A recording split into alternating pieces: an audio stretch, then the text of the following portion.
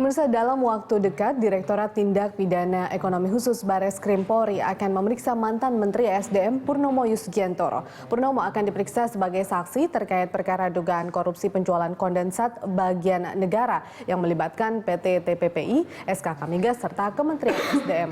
Sebelumnya, penyidik juga telah memeriksa mantan Dirjen Migas ASDM Evita Herawati Legowo. Berdasarkan perhitungan BPKP, kerugian negara mencapai 139 juta dolar Amerika Serikat. Penyidik juga telah berkoordinasi dengan PPATK untuk menelusuri aliran dana tersebut. Dari serangkaian pemeriksaan terhadap para saksi, akankah ada kemungkinan tersangka baru? Lalu siapa saja mantan pejabat yang bermain di kasus kondensat? Membahas hal itu kita akan mendiskusikannya bersama narasumber Maman Abdurrahman, Komunitas Praktisi Muda Migas Indonesia.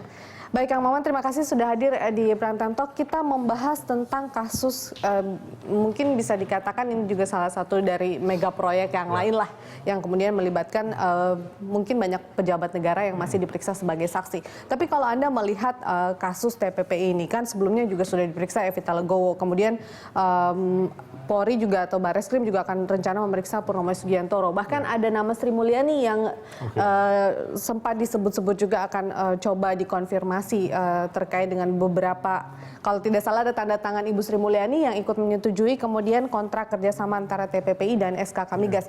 Tapi kita mau tahu dulu sebenarnya bagaimana sih sebenarnya situasi yang ada saat ini. Kita juga sebenarnya berusaha menghubungi Pak Faisal Basri karena kabarnya beliau cukup tahu juga apa yang terjadi sebenarnya antara hubungan SKK Migas dan juga PT TPPI ini. Tapi beliau belum bisa kemudian mengkonfirmasi hal tersebut. Mungkin Kang Maman sudah memiliki informasi terkait itu. Oke, yang ingin saya selaku kita ya dari komunitas praktisi gitu ya, kita yang memang day by day lah kita terjun dan ikut dalam dunia oil and gas ini. Kami ingin coba meluruskan dulu bahwa kita bekerja dalam konteks teknikal, kita tidak bicara konteks yang general, policy dan lain sebagainya. SKK Migas maupun K3S dan sebagainya di sektor hulu ini kita bicara pada konteks yang sangat operation, sangat teknikal. Nah, saya mau sampaikan bahwa ada yang harus diluruskan di masyarakat ini, opini di media, bahwa penunjukan langsung itu bukan sesuatu yang haram. Bukan sesuatu yang haram. Padahal kalau kita tahu bahwa ada 3 poin yang kemudian dikatakan salah oleh penyidik sendiri, salah satunya karena penunjukan langsung PT TPPI oleh SKK Migas ini untuk menjual kondensat. Kenapa kemudian Anda mengatakan bahwa itu ini tadi saya bilang, saya tegaskan lagi, penunjukan langsung adalah bukan sesuatu yang haram. Selama memang situasional pada saat waktu itu dan justifikasi kebutuhan itu bisa dipenuhi gitu. Dengan beberapa catatan tadi. Nah, saya mau sampaikan kepada semua publik bahwa kondensat ini kalau saya analogikan, mungkin ekstrimnya adalah hasil dari sebuah produk hidrokarbon ataupun bahan bakar minyak yang memang tidak diharapkan sebetulnya. Kalau kita bicara ekstrimnya, diharapkan maksudnya tidak digunakan begitu ya? Bukan tidak digunakan, tapi harapannya kita tuh sebetulnya lebih ingin memproduksi gas. Jadi pada saat gas itu diproduksikan dan pada saat tekanan tertentu terkondensasi berubah menjadi fasa liquid, yaitu kita sebut namanya kondensat.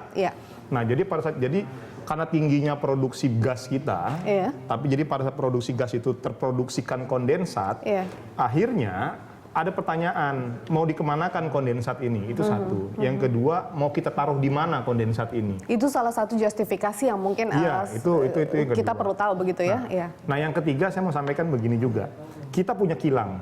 Kita punya kilang di Balongan, tapi kapasitas kilang kita itu tidak memenuhi, tidak bisa memfasilitasi jumlah produksi crude oil dan kondensat kita. Itu satu. Yang kedua, kilang minyak yang ada di kita, yang memang di Pertamina itu spesifikasinya bukan untuk kondensat, tapi spesifikasinya adalah untuk crude oil. Nah, ini berbeda antara spesifikasi kondensat dengan spesifikasi crude oil. Oleh karena itu, pada saat waktu itu kan terjadi pasti diskusi dan lain sebagainya.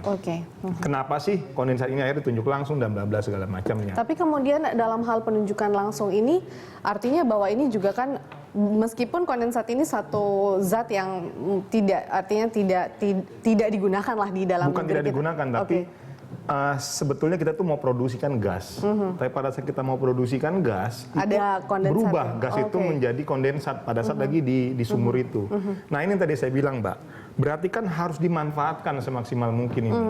Nah, pertanyaannya kondensat ini adalah jatah bagi hasil negara. Jadi kalau kita dari production sharing kontrak kita itu, yang kalau di dunia di lapangan minyak ataupun gas itu kurang lebih sekitar 85-15 untuk minyak, 65-35 untuk gas. Nah, ini adalah haknya negara kondensat ini waktu itu. Nah, pertanyaannya kalau hak negara kan ada larangan juga yang memang tidak boleh ini diekspor. Tidak boleh memang diekspor. Nah, pertanyaan saya, ada sebuah produk, kita bicara pada konteks bisnis ya, kita bicara pada konteks bisnis. Ada sebuah produk yang kalau mau kita tawarkan kepada pebisnis, tapi produk ini tidak punya nilai jual, dalam tanda kutip ya, maksudnya tidak mempunyai nilai ekonomis keuntungan yang besar. Karena dia tidak bisa diekspor. Karena perlu kita ketahui, barang yang paling bisa memberikan keuntungan besar kalau bisa diekspor. Marginnya kan ada tuh. Tapi kalau dikonsumsi dalam negeri pasti marginnya kecil. Nah, tiba-tiba, ini kalau kita mundur ke tahun itu. Nah, tiba-tiba ada satu perusahaan TPPI yang memang dia punya kilang. Dia memang pemain petrochemical, dia punya kilang waktu itu yang memang bersedia untuk invest di sini.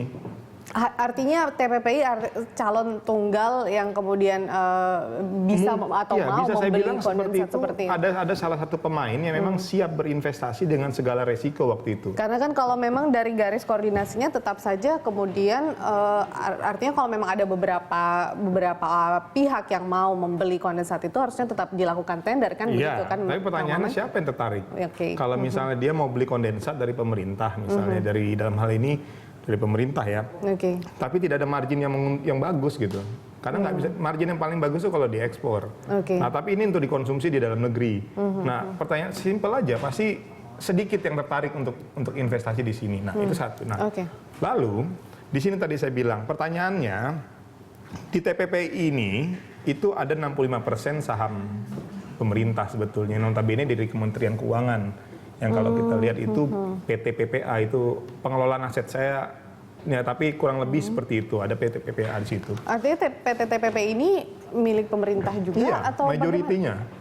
Nah, sebetulnya spiritnya bagus. Spiritnya waktu itu adalah untuk memanfaatkan dan mengoptimalkan potensi-potensi sumber daya alam yang ada waktu itu, yaitu dalam hal ini kondensat. Nah, akhirnya waktu itu terjadilah konsolidasi tiga institusi, yaitu Kementerian Keuangan, Dirjen Migas, dan BP Migas yang sekarang SHK Migas. Nah, kita harus lihat Kementerian Keuangan adalah institusi pemerintah yang memang mereka mengatur dan melihat, bisa menginvestigasi, serta mengidentifikasi di mana sih permasalahan-permasalahan keuangan kita, dia yang lebih tahu. Nah, Dirjen Migas adalah, ini kita bicara pada tataran fungsi dulu Mbak ya. Nah, Dirjen Migas adalah institusi yang memang mengatur serta mengarahkan mau dikemanain, ini bahasa sederhananya saja, mau dikemanain barang sumber hasil kekayaan alam kita ini. Dalam hal ini kondensat ini. SHK Migas fungsinya hanya satu, menghasilkan migas, menghasilkan kondensat, menghasilkan gas, dan bla bla bla itu. Terkait mengenai policy itu ada di Dirjen Migas dan di Kementerian Keuangan. Nah, ini yang tadi mau saya luruskan, bahwa jangan akhirnya publik itu dikooptasi ataupun di framing bahwa seolah-olah ini yang SHK Migasnya kita yang praktisi ini yang memang akhirnya disalahkan. Kalau kita ini nggak pusing kita Mbak urusan-urusan itu, kita pusing. Fokusnya kita adalah Anda ditugaskan untuk menghitung cadangan, Anda ditugaskan untuk memproduksikan, Anda ditugaskan untuk membuat strategi perencanaan pengembangan lapangan tersebut gitu. Nah, dari ketiga ini, nah ini yang tadi saya bilang, kami dari komunitas praktisi lah gitu ya, ya berkepentingan sekali untuk meluruskan ini. Jadi seolah-olah kita yang diinikan. Jadi, artinya kondisinya tidak kemudian dengan poin itu langsung mengatakan bahwa kontrak kerjasama ini salah begitu, karena sebenarnya juga ada kebutuhan yang satu sama lain begitu. Nah, tapi kalau kita tahu bahwa selain kemudian poin tersebut ada juga dikatakan bahwa PT TPP ini sudah melanggar kebijakan. Tapi ini juga masalah teknis yang mungkin Kang Maman juga tahu ya, bahwa PT TPP ini melanggar kebijakan Wakil Presiden saat itu Yusuf Kala untuk menjual ke Pertamina, tapi menjualnya ke sejumlah perusahaan lain. Nah, kalau itu seperti apa? Nah, simple. Nah, ini yang sebetulnya diselidikinya di situ. Kalau mau dikejar, karena begini, sepengetahuan saya coba nanti, makanya ini sebenarnya ranahnya hukum ya. Saya juga sebetulnya tidak mau masuk terlalu jauh di wilayah itu. Tapi kalau saya boleh coba sedikit mengquote di situ. Oke. Ini sebetulnya permasalahannya tadi di situ yang dikejar. Kenapa TPPI tidak menjual ke Pertamina, gitu loh? Tidak, yang tadi kan itu kan di Pertamina Iya, betul. komitmennya. Kenapa Poin sih? yang kemudian Poinnya kan dipersoalkan OJK oleh kan penyidik juga. memerintahkan waktu itu agar ini dikasih ke Pertamina. Iya. Itu yang dikejar. Karena sepengetahuan saya, pada saat kebijakan ini diambil, itu sudah ada konsolidasi dari Pertamina juga dilibatkan untuk memastikan pasokan. Karena kan percuma juga nih kalau misal kita beli, tapi kita nggak bisa jual juga ke end user. End usernya siapa dalam hal ini kan Pertamina. Pertamina. Nah, pertanyaannya kenapa tiba-tiba akhirnya nggak bisa disuplai ke Pertamina? Kan begitu. Ataukah mungkin ya artinya ini kan kemudian Ada dua yang sudah kemungkinan. membeli kan PT TPPI. Jadi terserah dia mau menjual kemana. Kemudian dia tidak memilih Pertamina tapi perusahaan lain. Oh Itu iya. kemudian yang Nah, menjadi itu. hal yang dilanggar oleh PT TPPI itu ini. maksud saya. Berarti yang dikejar di situ.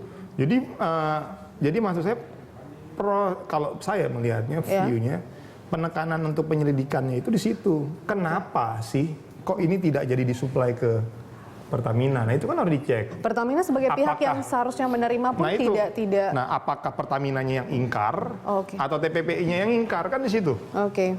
Jadi kalau saya sih poinnya sebetulnya di situ. Baik, Nah, Kang Maman. yang saya terus silakan. Iya, Kang Maman, kita masih akan lanjut perbincangan, tapi sejauh ini kemudian pemahamannya agak sedikit berbeda begitu ya. Jadi setidaknya kita kemudian tahu bahwa apa yang menyebabkan kemudian PT TPPI saat itu ditunjuk langsung, meskipun kita juga harusnya mengkonfirmasi dengan beberapa pihak yang kemudian tidak bisa hadir di Prime Time Talk. Kita akan lanjutkan perbincangan di segmen berikutnya. Pemirsa tetaplah bersama kami di Prime Time Talk.